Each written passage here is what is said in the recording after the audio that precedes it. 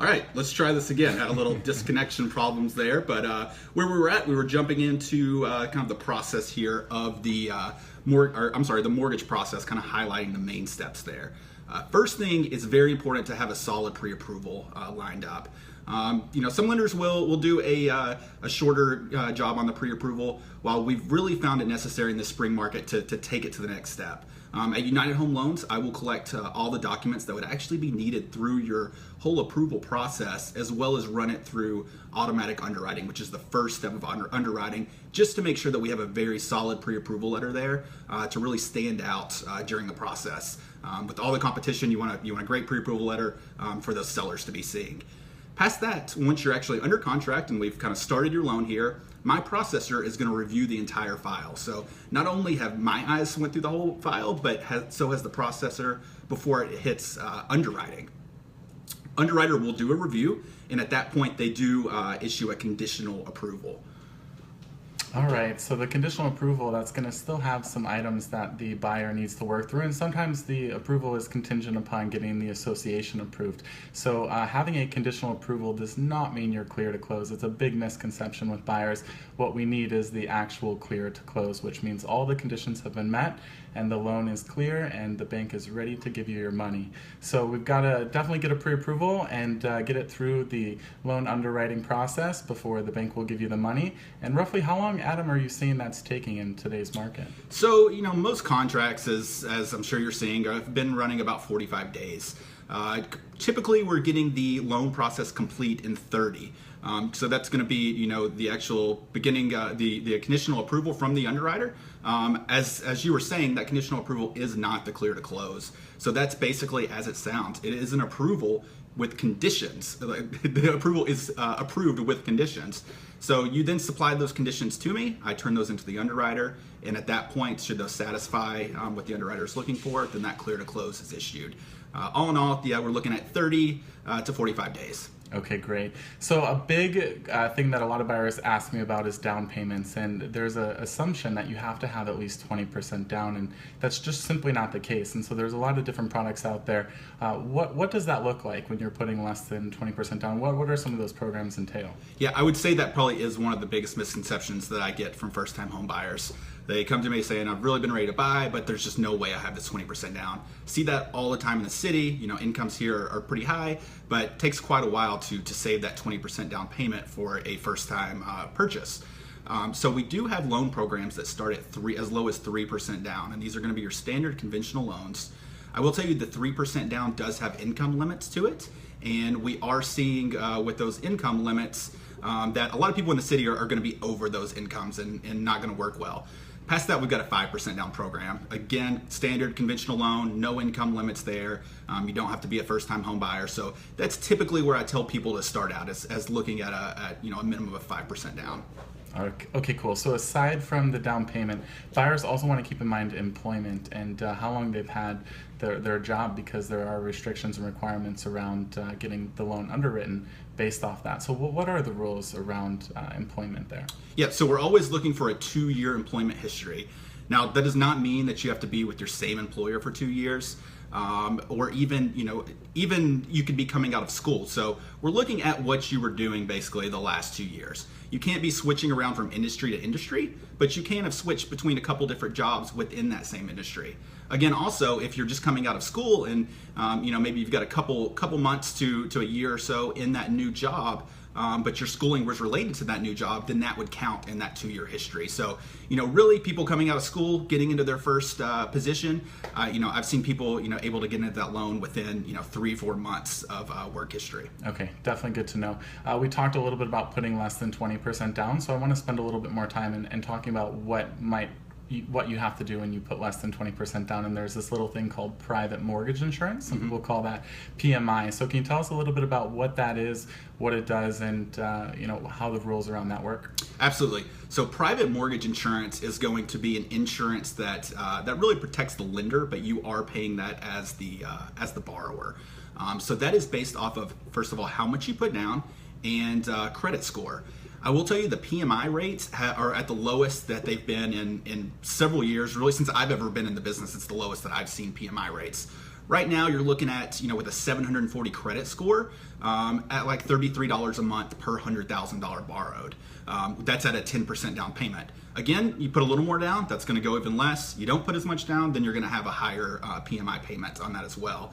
Best way to find out exactly what that PMI is going to be is, contact me or contact a lender and have them, run you an official PMI quote. Okay, so anything less than 20%, you have to put down private mortgage and you have to pay that monthly. But what happens if you get close to that 20% mark, or you've been in the home and you refinance and you now have more than 20% equity in the home? Yeah, good point. So you are not stuck with that PMI. It will fall off once you hit that 20% equity. It is based off of when you bought the purchase on the value then.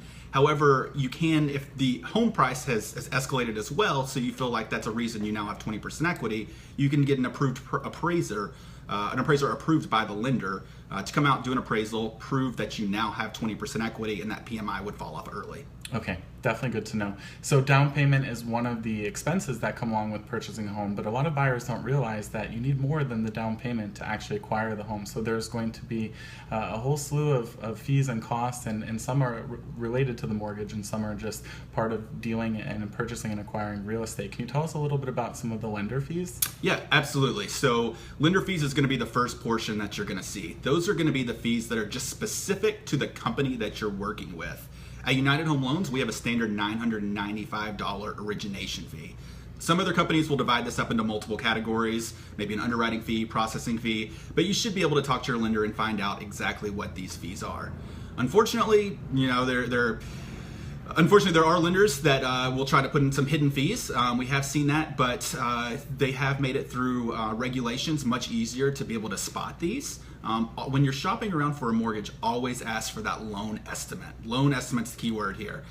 That's going to show any other fees that are built in to that rate. Should they add what's called points to buy it down, or anything like that, you'll be able to see that on the loan estimate. All right, so loan origination fee, that's a big one to keep an eye out for, and often lenders will say that they don't have a loan origination fee, and often what they're doing is just kind of baking that cost into the price of the loan. So we've got a loan origination fee. What are some of the other expenses that borrowers are going to incur? So you got two other main type of expenses. You're going to have your standard closing cost items that are going to be third-party fees, as well as your prepaid fees or what's called escrow fees as well.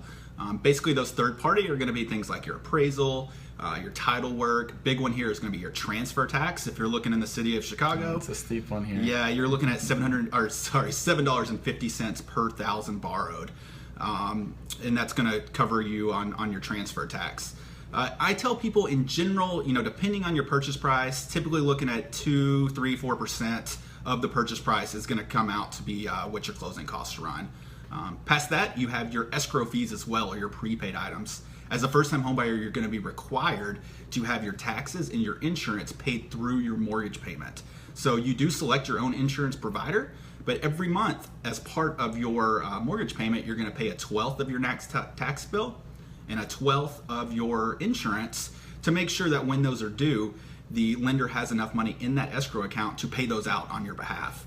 So we collect enough funds at the time of closing to make sure when those things come due that there's enough there. So it will vary based off of what time of year you do close. Okay, definitely worth thinking about all these costs, because in addition to the down payment, these will add up as well. I want to go back to, you mentioned third-party fees and the condo questionnaire, because here in the city, most of the buyers that we're working with are purchasing into these bigger buildings that have condo associations.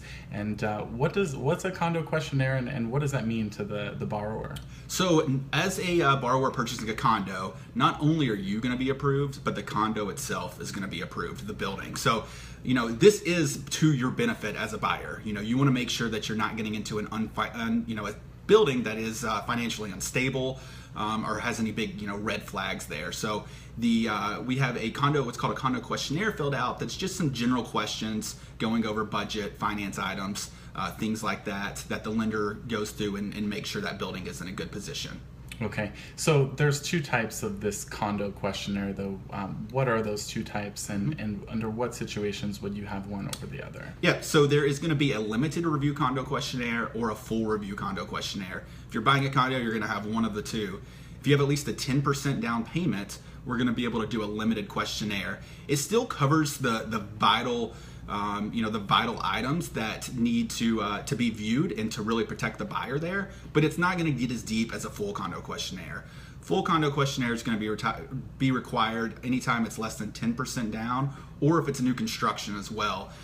It just digs deeper, and sometimes it does get into items that aren't as, that something that a buyer would be so particular on, but that the mortgage company is more particular on.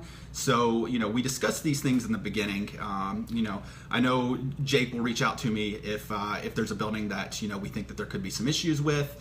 We look at that in the forefront to make sure that there's not going to be issues there. Absolutely. It's definitely another hoop that you have to jump through, but in essence, it's another checks and balances for you as a borrower to make sure if the bank doesn't feel like it's a good investment and they're the one lending you anywhere from 97 to 80% of the purchase price, then it's probably not going to be good that you're sinking any of your money into it as well. So that's definitely good to know about the condo questionnaire. So definitely need to talk about interest rates. Everyone's been talking about them.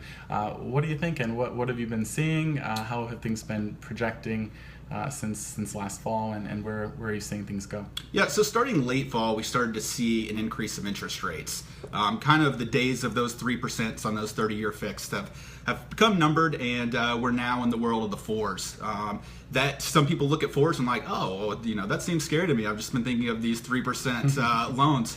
If you look at the history, it was the historical lows that we've never seen before, and just not normal. I mean, it went up all the way from the highest in 1980, where our prime rate was at 21% there. Oh my goodness. Yeah, now we're around 4. So yeah, I remember my parents were around 10%, so people are complaining about going from 4 to 5. And in the grand scheme of things, it's not a big deal. Right now, if I knew where interest rates were going, then that would be great. But truth is, nobody knows exactly what they're going. What we have seen over the last few weeks, I'm not sure if you guys have seen any of the information, but the Federal Reserve did put in a raise to the prime rate.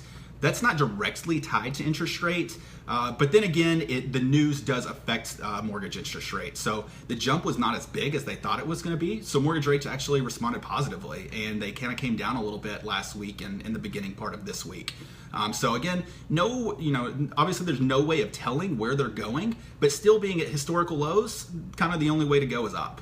Absolutely, and I think the big consideration here is to just watch it closely. It's going to ebb and flow. It might even go down a little bit, but if you look historically over the past few decades, when interest rates do spike, they spike rather quickly, and it can only take a couple months for it to jump a couple interest points, and that can really impede your ability to purchase the home that you've been eyeing and budgeting for. So yeah, absolutely. I tell people, a good way to look at this is every $100,000 that you borrow, 1% is going to equal $1,000 a year. So if you're at a $400,000 home or loan amount and it moves by a full percent, you're looking at $4,000 a year extra in interest that you're going to be paying. So definitely a great time to buy. Why they are still low. Okay, great. Well, the wonderful information from you, Adam, here. In conclusion, real estate is a huge investment and probably one of the biggest investments you're going to make. So it's so important that you structure the loan strategically and you partner with a lender that's going to provide a consultative approach to figure out what the strategy is based on what your goals are. At the end of the day, you're not paying cash for the home. The lender is lending you a big sum of money, and so you want to make sure you're not getting yourself in a bind at some point down the road. So, Adam, we appreciate your time. Thanks for having me, Jake. Look forward to talking to you guys next time. Thanks, guys.